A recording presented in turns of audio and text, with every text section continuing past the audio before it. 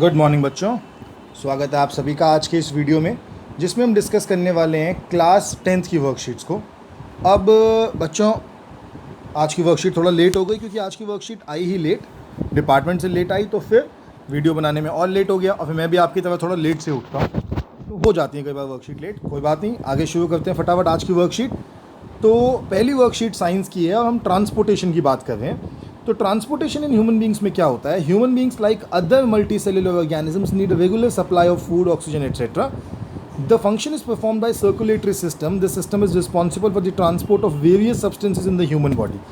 तो जो ट्रांसपोर्ट होता है हमारी बॉडी में, वो ट्रांसपोर्ट सिस्टम के ज़रिए होता है। ट्रांसपोर्ट सिस्टम को हम अपना एक तरीके से ये समझ सकते हैं कि ये वो सिस्टम है जिससे सारी चीज़ें हमारी बॉडी में ट्रांसपोर्ट होंगी। ट्रांसपोर्ट सिस्टम के तीन मेन पार्ट्स होते हैं: हार्ट, ब्लड एंड वेसल्स और ब्लड एंड लिम्फ। ये तीन मेन पार्ट्स हैं। तो सबसे पहले हार्ट समझ लेते हैं। Heart is a muscular organ which is composed of cardiac muscles. तो ये जो हार्ट है, ये एक ऐसा मस्कुलर ऑर्गन है जो कि कार्डियक मसल्स का बना हुआ होता है। आपने 9th में मसल्स पढ़ा था, उसमें आपने पढ़ा होगा कि कार्डियक मसल्स कैसे हैं। तो कार्डियक मसल्स का बना हुआ है। हार्ट के अंदर अगर आप देखोगे तो हार्ट हमारे फिस्ट जितना होता है, मतलब हमारी मुट्ठी जितना होता है। और हार्ट के 4 हिस्से होते हैं। वो 4 हिस्से कौन कौन से हैं मैं आपको समझाता हूँ। अब अगर आप इस डायग्राम को देखेंगे तो ये आपका पहला हिस्सा है जिसको हम लेफ़्ट एट्रियम कहते हैं। इसके बिल्कुल नीचे होता है आपका दूसरा हिस्सा जिसको हम लेफ़्ट वेंट्रिकल कहते हैं। इस साइड आपका तीसरा हिस्सा जिसे हम राइट एट्रियम कहते हैं, और ये नीचे वाला हिस्सा जिसको हम राइट वेंट्रिकल कहते हैं। हार्ट में ब्लड 2 जगहों से आता है, पूरी बॉडी से भी आता है और लंग्स से भी आता है। जो लंग्स से आएगा बेटा ब्लड, लंग्स के ज़रिए जो ब्लड आता है वो आएगा यहाँ लेफ़्ट एट्रियम में। ठीक है, तो लिखा है oxygen which blood from the comes to the left atrium. Left atrium उस ब्लड को भेजता है लेफ्ट वेंट्रिकल में। लेफ्ट वेंट्रिकल से वो ब्लड जाता है पूरी बॉडी के अंदर, और पूरी बॉडी में उसको यूज़ होता है। ऑक्सीजन यूज़ कर ली जाती है, कार्बन डाइऑक्साइड उसमें भरी जाती है, और उसके बाद वापस उस ब्लड को कार्बन डाइऑक्साइड वाले ब्लड को भेजते हैं वेना कावा में। तो ये लिखा है deoxygenated blood from the right atrium on contraction it transfers to the right ventricle. तो यहाँ राइट वेंट्रिकल में आता है, वेंट्रिकल उसको भेजता है, राइट एट्रियम उसे भेजता है वेंट्रिकल में, और वेंट्रिकल उसको पुश करके वापस भेज देता है लंग्स में। तो लंग्स से लेफ्ट एट्रियम से लेफ्ट वेंट्रिकल, वेंट्रिकल से बॉडी, बॉडी से वापस राइट एट्रियम से राइट वेंट्रिकल, और वेंट्रिकल से वापस लंग्स। इसी को हम डबल सर्कुलेशन कहते हैं। 2 बार इसका ये पूरा सर्कुलेशन होता है, इसी को डबल सर्कुलेशन कहते हैं मेरे बच्चों। आगे देखते हैं, 2 तरीके की ब्लड वेसल्स हमारे पास होती हैं, आर्टरीज और वेन्स। आर्टरीज जो होती हैं, आर्टरीज होती हैं जो हमारी ब्लड वेसल्स होती हैं जो थिक वाली होती हैं। ये डिस्ट्रीब्यूटिंग वेसल्स होती हैं, मतलब ये ब्लड को हार्ट से पूरी बॉडी में लेके जाती हैं। जबकि जो वेन्स होती हैं ये कलेक्टिंग होती हैं, ये कलेक्ट करती हैं और पूरी बॉडी से वापस हार्ट तक लाती हैं। Arteries carry oxygenated blood, oxygen वाला ब्लड को कैरी करती हैं from heart to body parts except pulmonary artery. और वेन्स जो होती हैं वो डीऑक्सीजनेटेड ब्लड को कैरी करती हैं from body to various parts of the heart. Arteries thick and elastic होती हैं, और as blood emerges from heart under pressure, तो हार्ट से जो ब्लड आता है वो बहुत प्रेशर के साथ आता है। वेन्स जो होती हैं वो लेस इलास्टिक होती हैं। आर्टरीज में वॉल्व्स नहीं होते, क्योंकि आर्टरीज में प्रेशर के साथ ब्लड जाएगा तो आगे ही जाएगा। वेन्स में बिना प्रेशर, बहुत कम प्रेशर के ब्लड होता है, इसीलिए वेन्स में जो ब्लड होता है वो एक ही डायरेक्शन में आगे जाने के लिए उनके पास वॉल्व्स होते हैं, मतलब वो पीछे नहीं आने देते ब्लड को। आर्टरीज डीप सीटेड, मतलब बहुत अंदर होती हैं, और वेन्स जो होती हैं वो थोड़ा बाहर की तरफ होती हैं। इन दोनों को जोड़ने वाली होती है बेटा कैपिलरीज। कैपिलरीज बहुत पतली पतली होती हैं, और ये आर्टरीज और वेन्स को आपस में जोड़ती हैं। अब ब्लड के हमारे जो कंपोनेंट्स होते हैं, सबसे बड़ा कंपोनेंट होता है plasma. Yellowish liquid in which blood cells are suspended, it transports food, carbon dioxide and nitrogenous waste in dissolve form. तो सबसे पहला जो वेस्ट होता है, जो सबसे पहला होता है वो होता है प्लाज्मा। प्लाज्मा का मेन काम क्या होता है? प्लाज्मा एक्चुअली में एक मीडियम है जिसके अंदर पूरा ब्लड सस्पेंडेड होता है। ब्लड सेल्स 3 तरीके के होते हैं। रेड ब्लड सेल्स जिसके अंदर हीमोग्लोबिन होता है, और ये हीमोग्लोबिन ब्लड को रेड कलर देता है। इसका काम होता है ऑक्सीजन और कार्बन डाइऑक्साइड को कैरी करना। Platelets helps in blood clotting. और तीसरा होता है white blood sales. White blood sales बेटा एक तरीके से हमारी बॉडी को हिम्मत, ताकत देते हैं। यही होते हैं जो हमारी पूरी बॉडी के अंदर जो जर्म्स हैं, जो बीमारी पैदा करने वाले बैक्टीरिया आते हैं, उनसे लड़ते हैं। और लास्ट होता है लिम्फ। तो लिम्फ एक टिश्यू फ्लूइड होता है which escapes from blood capillaries into intercellular spaces. It is similar to blood plasma but colourless and contain less protein. तो कम प्रोटीन इसके अंदर होते हैं। चलो बच्चों क्वेश्चन देख लेते हैं। तो ये आपका पहला क्वेश्चन है। पहला क्वेश्चन डिस्कस करते हैं सीधा।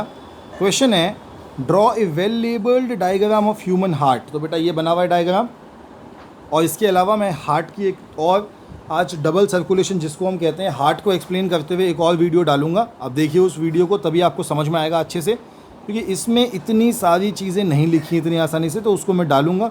जब डालूंगा तभी आपको वो चीज़ें समझ में आएंगी। तो डायग्राम हम बना लेंगे। दूसरा है और डायग्राम बनाने के लिए एक और तरीका भी है। डायग्राम में इंस्टाग्राम पेज है साइंस मंत्रा का, उसमें भी आपको हार्ट का एकदम सिंपल हाथ से बना हुआ डायग्राम दिख जाएगा, आप उसको भी नोट डाउन कर सकते हैं।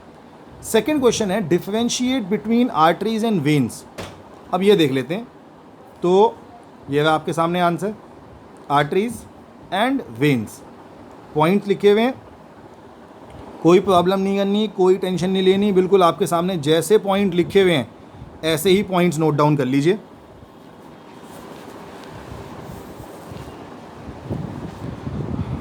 स्क्रीन पॉज करके मुझे लगता है आपने नोट डाउन कर लिया होगा या स्क्रीनशॉट ले लिया होगा, आप बाद में लिखना चाहेंगे तो। तीसरा क्वेश्चन देखते हैं, write the functions of components of blood. अरे आज तो सारी टेबल हैं, ये वे कंपोनेंट्स ऑफ ब्लड के functions, red blood cell, platelets, white blood cells और ये प्लाज्मा। पूरा का पूरा टेबल ऐसे का ऐसे ही बनाना है आपने कंपोनेंट्स ऑफ ब्लड के फंक्शंस के लिए। थर्ड क्वेश्चन भी आपके सामने है बिल्कुल। और फोर्थ क्वेश्चन देखते हैं, give reason. A, arteries are thick walled and veins have valves in them. तो दोनों के रीजंस देख लेते हैं, आर्टरीज थिक वॉल्ड भी और वेन्स के अंदर वॉल्व्स भी। थर्ड क्वेश्चन आपने मुझे लगता है लिख लिया होगा। फोर्थ देखते हैं, तो ये रहा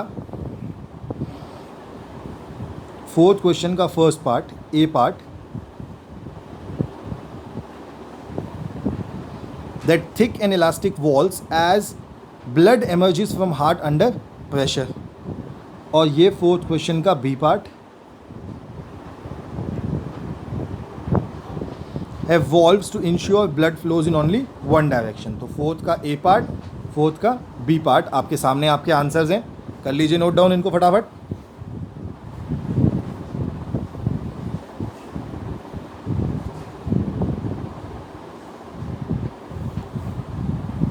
आगे बढ़ते हैं बच्चों। फिर है आपका what is lymph, fifth answer. ये लिखा हुआ है लिम्फ का पूरा आंसर आपके सामने, that it is a tissue fluid which escapes from blood capillaries into intercellular spaces. तो ये आंसर आप लिख लेंगे।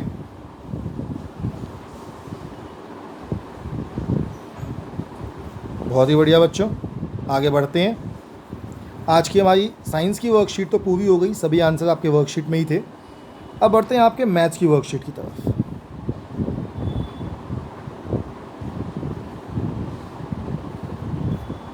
तो आज की जो आपकी मैथ्स की वर्कशीट है बच्चों, वो फिर दोबारा वही है आपका 7th चैप्टर कोऑर्डिनेट ज्योमेट्री के ऊपर। कोऑर्डिनेट ज्योमेट्री की जो वर्कशीट है, इसमें इस वर्कशीट में क्या कहा गया है, इसमें कहा गया है कि हमने सीधा वर्कशीट के सॉल्यूशन क्वेश्चंस की तरफ बढ़ा, क्योंकि हम पूरी वर्कशीट तो डिस्कस कर चुके हैं सेक्शन फार्मूला तक। तो distance formula, section formula, mid point formula हमने सारे कर लिए हैं, ठीक है। तो सीधा क्वेश्चंस की तरफ बढ़ रहा हूँ। क्वेश्चन में पहला उन्होंने बोला है कि show that points A B C D forms a parallelogram. अगर आपको याद हो तो ये पैरेललोग्राम वाला जो हमने केस था वो किया था कि वो पैरेललोग्राम बनाता है। कैसे किया था देख लेते हैं। मैंने कहा जी 4 पॉइंट्स हैं ए बी सी डी, इन चारों को यहाँ मान लिया। ए बी, सबसे पहले मैंने डिस्टेंस फार्मूला लगाया बेटे और ए बी निकाला। तो ए बी में फार्मूला होगा x2 - x1 यानी 3 - 0 का square plus y2 - y1, y2 भी 0 है, y1 भी 0 है, 0 - 0 का स्क्वायर।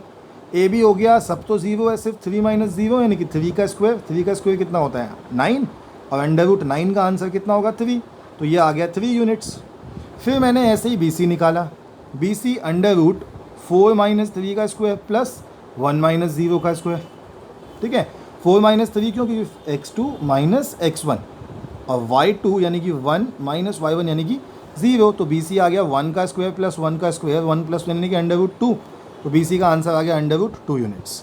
ऐसे ही सी डी निकाला तो सी डी में x2 - x1 हो जाएगा 1 - 4 का स्क्वायर और 1 - 1 का स्क्वायर। ये आ गया √-3 का स्क्वायर यानी 9, 3 यूनिट्स। और डी ए निकाला तो डी ए का आ गया √2। अब बेटा पैरेललोग्राम की कंडीशन क्या होती है कि आमने सामने वाली साइड्स इक्वल होनी चाहिए। अब ध्यान से देखिए, ए बी के सामने है सी डी, तो ए बी भी 3 था और सी डी भी 3 था।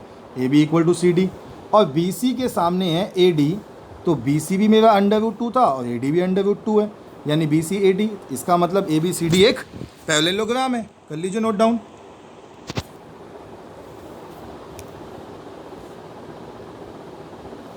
आगे बढ़ते हैं फिर।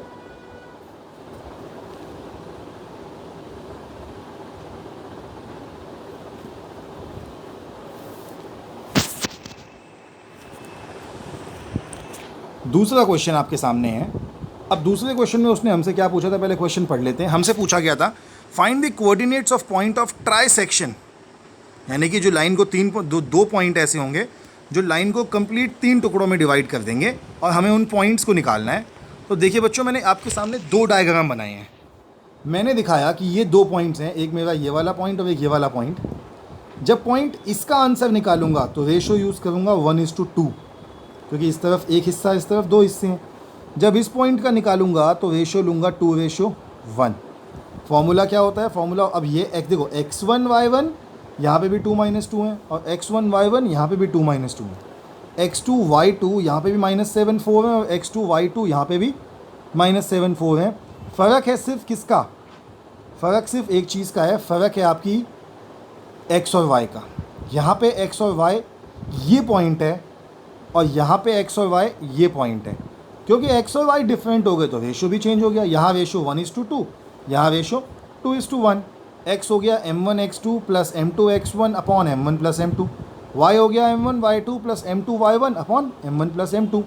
x की वैल्यू आ गई 1, अब यहाँ पे m1 था 1, x2 यानी कि -7 प्लस m2 यानी कि 2 और x1 यानी कि 2, तो ये आ गया 7 × 1 = 7 -7 और 2 × 2 = 4 अपॉन 2 + 1 3 -3/3, तो x की वैल्यू आ गई -1। ऐसे ही y निकाला m1 y2, तो m1 1 मल्टीप्लाई बाय y2 4, तो 1 4 = 4, m2 यानी कि 2, y1 2 × 2 -4, क्योंकि ये -2 था, 4 - 4 0, तो y की वैल्यू आ गई 0। मेरा पहला पॉइंट आ गया -1 और 0। अब ये -1 0 तब आया है जब मैंने इस पॉइंट को रेशो को 1:2 लिया था। जब रेशो को 2:1 लिया तो same formula m1x2 plus m2x1 लगाया। m1x2 यानी 2 मल्टीप्लाई बाय -7, m2x1 m2 1 और सॉरी m1 और x2, यहाँ पे x1 आ गया 2, तो 7 × 2 = 14 -14 प्लस 2 × 1 = 2 अपॉन 2 + 1 3 -14 प्लस 2 तो कितना होगा -12 और -12 अपॉन 3 -4। ऐसे ही y निकाला तो 4 × 2 = 8, m1 y2 तो 4 × 2 = 8, m2 y1 -2, 8 - 2 6 अपॉन 3 2, पॉइंट आ गया -4,2। कर लीजिए इसको नोट डाउन।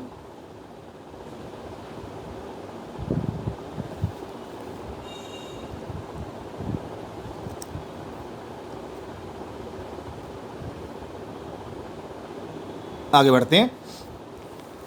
तीसरा क्वेश्चन था, क्वेश्चन पढ़ लेते हैं पहले एक बार।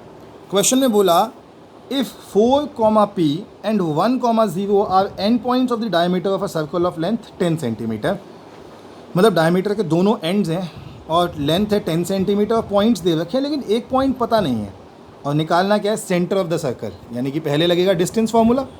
तो मैंने पहले आपके सामने डायग्राम बना दिया। सर्कल डिस्टेंस है 10, ये पॉइंट है 4, p और ये 1, 0, ये हो गया x1 y1, ये हो गया x2 y2, x2 - x1 यानी कि 1 - 4 का स्क्वायर और 0 - p का स्क्वायर, तो 1 - 4 कितना हो गया -3 का स्क्वायर और 0 - p का स्क्वायर 1 - अब ये, और इस साइड डिस्टेंस हमारे पास कितना है 10 है, तो 10 का स्क्वायर = 100। ये हो गया 10 का स्क्वायर = 3 का स्क्वायर 9 + p का स्क्वायर p। अब आप कहेंगे 10 का स्क्वायर कहाँ से आया सर, तो बेटा ये जो अंडर रूट है जब ये इस तरफ जाएगा तो स्क्वायर हो जाएगा।